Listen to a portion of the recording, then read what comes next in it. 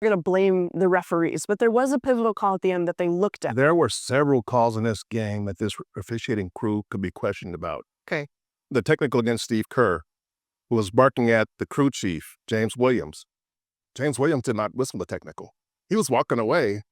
And so Jonathan Sterling, who was the umpire or the third official, blew the whistle on Kerr barking at James Williams. Okay. That really happens. Usually the guy who gives you the technical is the guy you barking at. That's not what happened here. Yeah. The guy from the other end. So, and then Jason Kidd ran onto the floor in the fourth quarter, ran onto the floor. Okay. So there's a lot of stuff that went on in that game that the referees didn't handle well. My friends, I have seen bad games by the refs, but last night, it looked almost it was intentional. It was bizarre. We had some plays that it was unbelievable that three officials could not see. Like, what did they see on that fall of Moody against Kyrie Irving? Kyrie moving on that screen at the end of the game, which basically settled the game for Dallas when it was basically a tight game. And that kickball was unbelievable. Like, what was that? And then, as they said here in the video, the technical foul on Steve Kerr, the game, like, we know, like, the Warriors in general, Stephen Curry is one of the stars that we know that doesn't get the respect, neither the calls. Like, if you compare SGA and Stephen Curry and the N1s and the fouls that they give to one versus the others, it's insane. Like, it gets you mad with how the Warriors are being treated by the league. But last night game, I can't believe it. Look what Stephen Curry said about that.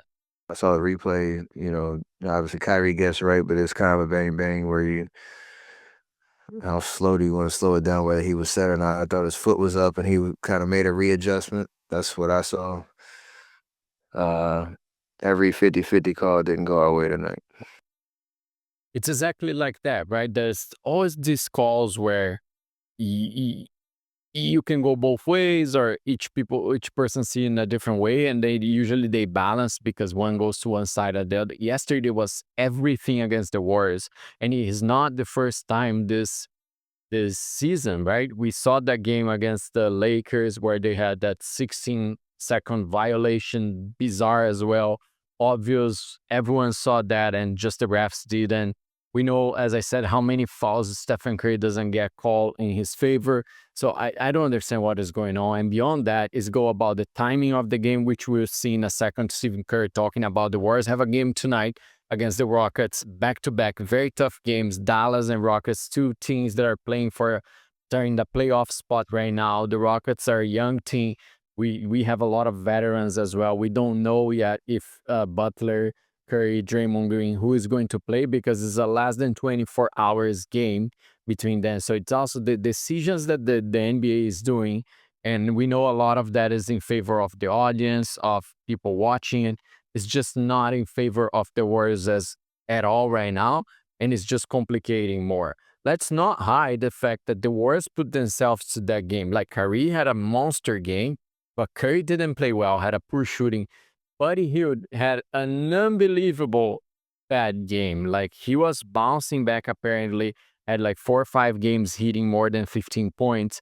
And then all of a sudden, he had 10% shooting from the floor, 11% to be more precise. And then I don't understand, what is the Steve Kerr attachment to him? Yesterday, we have seen him giving much less opportunity for guys like John Kuminga, Moses Moody, or Tracy Jackson-Davis when they are not playing well, and then he still played Buddy Hield a lot. I understand starting with the guy. He gives his space, he stretch the floor. He's a threat, like, he's a veteran that get more respect from the other team as well. But then, like, you need to lock in on Kyrie. We know Buddy Hield is not a great defender. You have Gary Payton on the floor. Like, your offense is working without Hield because he wasn't contributing. He had 3 points for the game. Just put a guy to defend. And so, yeah, this attachment as well, obviously, it was massively important for our loss last night, which is horrible. It's the first game of a back-to-back. We're going to play a team that is younger, that is playing better right now. And now we are again in the 500 line with 27-27 record, which makes our life much more difficult. Let's see what Steve Kerr said about the officiating and the NBA last night. This was always a kind of a fatiguing game late to you're flying the night. I mean, can you go with all your veterans? I don't know. We'll talk to Rick after. So it's a tough back-to-back, and that's why that's what makes this loss even more frustrating. Is that we're gonna get into Houston at 3:00, whatever it is, because the NBA and its infinite wisdom makes us play an 8:45 game, and they clearly don't care about rest or player health. It's just ratings and all that stuff. So I get it. Everyone's got to do it. The whole league's got to do it. So it is what it is. We got to strap it up and get ready for tomorrow.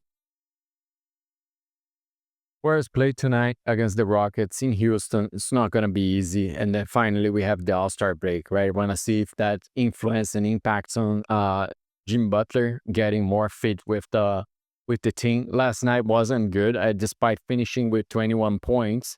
As I said, for Curry, which also had 25, if I'm not wrong. He didn't play well. And I think, especially last night, what we saw a lot of the chemistry between Draymond Green and Jim Butler in the first two games, those lobby passes where he was playing almost as a center power forward, I brought here before to you. It didn't work, right? Dallas was really paying attention on those, and they actually had caused a lot of turnovers when we were trying to reach Jim Butler on those. So hopefully this break after tonight will help with that. They will be able to rest. Kuminga is recovering. I said here yesterday, we should hear more about Kuminga. He'll be reevaluated after the All-Star break, and hopefully things start turning for the worse. It's going to be a tough game tonight. Let's see if they can turn around. They can bring that home. Houston is a team that actually usually doesn't go well against the Warriors. They won last game, but they were in a strike of 14, 15 games without winning against us. So hopefully we can make that the heavy of the jersey in our favor. We can catch that win and finish before the All-Star break with 28-27 record, which still put us between that 10th spot, a playing spot. So it's getting to the end of the season, less than 30 games. It's getting critical. We don't have more space or time for these flaws games like we had last night, right? The Warriors all of a sudden were 15 points back because they're playing badly. They were letting space for Kyrie. Bad decision of the coaching, putting Buddy Hield to defend the best guy on the other team when you have Gary Payton that is a defender that could do that function. A guy, again, Hield wasn't providing anything offensively to justify him being at the floor. So I question here, what is the attachment that Steve Kerr has with Buddy Hield? I'm fine if you want to start the guy, but he's not playing well. Give minutes to other guys as well. So we don't have more space for mistake. I want to know what you think about the game last night. Do you think that it's more to blame on the refs? It's more to blame on Steve Kerr, or the players that didn't play well? Do you think Buddy Hield would still need to be the starter? Should we give this space for someone else? Let me know your thoughts in the comments. I hope you have a great game tonight. I hope we win, and I see you tomorrow.